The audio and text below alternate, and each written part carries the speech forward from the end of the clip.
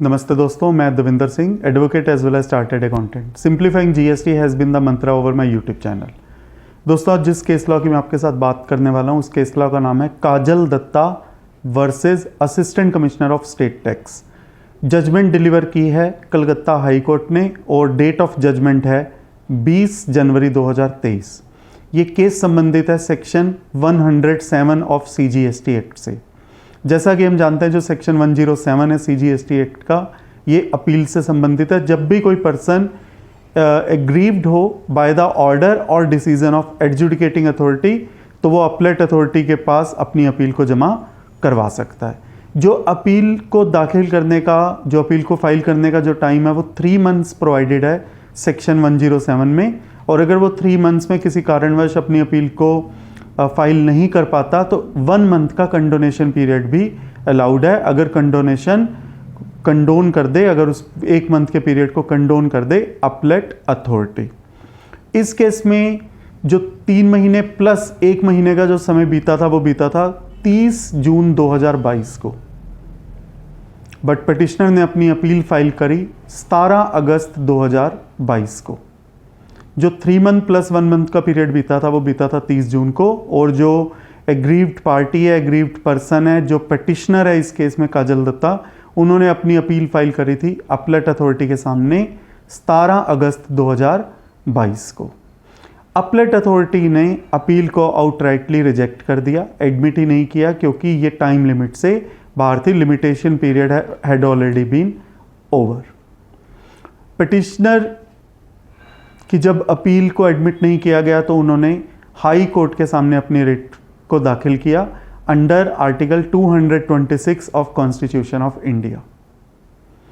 और high court ने उनकी अपील को खारिज कर दिया, ये कहते हुए क्योंकि ऑलरेडी ये टाइम बीत चुका है और वो अपलेट अथॉरिटी के ऑर्डर में इंटरफेयर नहीं करेंगे। They are not inclined to interfere into the order of appellate authority and they refrain their decision. जब हाई कोर्ट ने रिट पिटीशन को खारिज कर दिया, रिट पिटीशन को एडमिट नहीं किया, अलाउ नहीं किया, तो उन्होंने एक इंट्रा कोर्ट अपील भी दाखिल करी पिटिशनर ने। मैं आपके सामने शेयर करता हूँ इंट्रा कोर्ट अपील क्या होता है। जब सिंगल जज का ऑर्डर से कोई प्रभावित हो और वो सेम लेवल पर, सेम कोर्ट पर अगर वो अपील को, उस पॉइंट को दोबारा से चाहे कि इसको रिव्यू किया जाए, इसको दोबारा से देखा जाए, दोबारा इसके ऊपर जजमेंट दी जाए बाय हायर बेंच, ज़्यादा जजेस के द्वारा, तो उसको हम इंट्रा कोर्ट अपील कहते हैं। तो अगर एक हाई कोर्ट के सिंगल जज के ऑर्डर से अगर कोई संतुष्ट नहीं है तो वो हाई कोर्ट में ही इंट्रा कोर्ट अपील को दाखिल कर सकते हैं with in a period of 30 days. तो उन्होंने इंट्रा कोर्ट अपील दाखिल करी सेम कोर्ट में, हाई कोर्ट ऑफ कैलकाटा। जब इंट्रा कोर्ट अपील गई तो 2 जजेस का बेंच बना और उन्होंने ये कहा कि केस के जो फैक्ट्स हैं वो कुछ इस प्रकार हैं कि जो पिटिशनर है ये इल था और डॉक्टर का सर्टिफिकेट भी लगा हुआ है, और जिसके ऊपर रिस्पोंडेंट ने कोई क्वेश्चन नहीं किया कि वो डॉक्टर का सर्टिफिकेट ठीक है या ठीक नहीं है। They have not questioned about the authenticity of doctor certificate. Case के फैक्ट्स को ध्यान में रखते हुए हाई कोर्ट ने कहा कि अपील को अलाउ कर दिया जाना चाहिए। साथ के साथ उन्होंने ये भी कहा कि जो उनका ये जजमेंट है इसको प्रेसिडेंट के रूप में ना लिया जाए। ये peculiar facts and circumstances of the case को देखते हुए स्पेशल जजमेंट है, only relating to this case and this should not be treated as a precedent. साथ के साथ कलकत्ता हाई कोर्ट ने यह भी बात कही कि सेक्शन 107 ये तो कहता है कि 3 महीने तक आप अपनी अपील को दाखिल कर सकते हो, फाइल कर सकते हो। 1 मंथ का कंडोनेशन पीरियड भी है सेक्शन 107 में, बट कहीं भी ये नहीं लिखा कि 3 मंथ प्लस 1 मंथ के बाद अपील को अपलेट अथॉरिटी एडमिट नहीं करेगी। ऐसा कहीं भी सेक्शन 107 में नहीं लिखा हुआ। तो उन्होंने कहा कि अपलेट अथॉरिटी केस के फैक्ट्स को देखते हुए अपील को एडमिट कर सकती है। यहाँ पर मैं एक केस लॉ का और जिक्र करना चाहूँगा, सुरजीत जायसवाल, जो जजमेंट दिया था छत्तीसगढ़ हाई कोर्ट ने। उसमें छत्तीसगढ़ हाई कोर्ट ने ये कहा था, एक सुप्रीम कोर्ट की जजमेंट का हवाला बीच में देते हुए, कि जहाँ पर लॉ क्लियर कोई पीरियड देता है कितने समय में अपील फाइल हो सकती है, और उसके साथ साथ एक्सटेंडेड पीरियड की भी अगर बात करता है तो उसके बाद अपीलेट अथॉरिटी चाहे भी तो अपील को एडमिट नहीं कर सकती। और 3 मंथ प्लस 1 मंथ के बाद जो अपीलेट अथॉरिटी का जो ऑफिस है वो फंक्टस ऑफिशिया बन जाएगा, means that office ceases to exist. वो ऑफिस रहेगा ही नहीं, उनकी अपनी पोजीशन ही नहीं रहेगी, तो अगर वो चाहें भी तो वो अपील एडमिट नहीं कर सकते।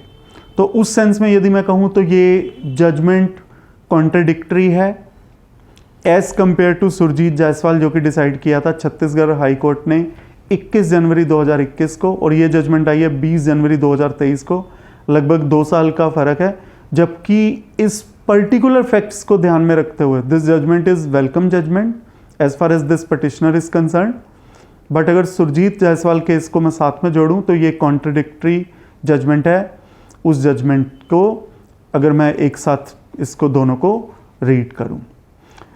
साथ के साथ जो पिटिशनर का जो एडवोकेट है उन्होंने ये भी कहा कि क्योंकि अपील एडमिट नहीं हुई थी तो डिपार्टमेंट के द्वारा उनके बैंक अकाउंट को अटैच भी कर दिया गया है। तो यहाँ पर भी हाई कोर्ट ने यही कहा, कलकत्ता हाई कोर्ट ने यही कहा, क्योंकि अपील फाइल करते वक्त जब पिटिशनर ऑलरेडी 10% स्टे अमाउंट जमा करवा चुका है तो कोई कोएर्सिव स्टेप और action should not be taken against the petitioner and appeal should be decided on the basis of facts and circumstances of the case and due consideration of the law, as well as a personal hearing opportunity will be allowed to the petitioner before deciding the case either this way or that way। दोस्तों इस case में क्योंकि judgement में बिल्कुल clear लिखा हुआ है कि this should not be treated as a precedent, but फिर भी एक जो टेक अवे है इस केस से जो हमारे लिए अवेलेबल है कि अगर जेन्युइन केस है, जैसे इस केस में पिटिशनर वाज इल, डॉक्टर का सर्टिफिकेट भी है, तो जेन्युइन केस में रिलीफ मिल गया हाई कोर्ट के द्वारा, जबकि सुरजीत जायसवाल में डिफरेंट उसमें इल जैसी कोई बात नहीं थी, उसमें सिर्फ डिले की बात थी। तो in that sense this judgement is different from that judgement और this case is different from that case, but at the same time because this is a not president and this judgement is very much relevant to this petitioner only and cannot be treated as a precedent, generally one should file their appeal under GST within the allotted time of 3 months only। जो 1 month का time condonation भी है उसके लिए भी sufficient course का होना जरूरी है। कहीं डिले हो जाए तो आप अपील वगैरह भी फाइल नहीं कर पाएंगे और आप तब हो सकता है कि रिकवरी प्रोसीडिंग वगैरह स्टार्ट हो जाए, क्योंकि हर केस में हाई कोर्ट से रिलीफ मिल जाए ऐसा पॉसिबल नहीं है। There should be very solid ground to get relief from the high court. High court के पास भी बहुत ज़्यादा काम है, हर छोटे छोटे केस के लिए हाई कोर्ट से रिलीफ मिल जाए ऐसा संभव नहीं है, और ना ही सारे पिटिशनर जो हैं वो हाई कोर्ट को अप्रोच कर पाते हैं। दोस्तों मैं उम्मीद करता हूँ ये जजमेंट आपके बिजनेस एंडेवर्स के लिए, आपके प्रोफेशनल एंडेवर्स के लिए काफ़ी यूज़फुल साबित होगी। धन्यवाद।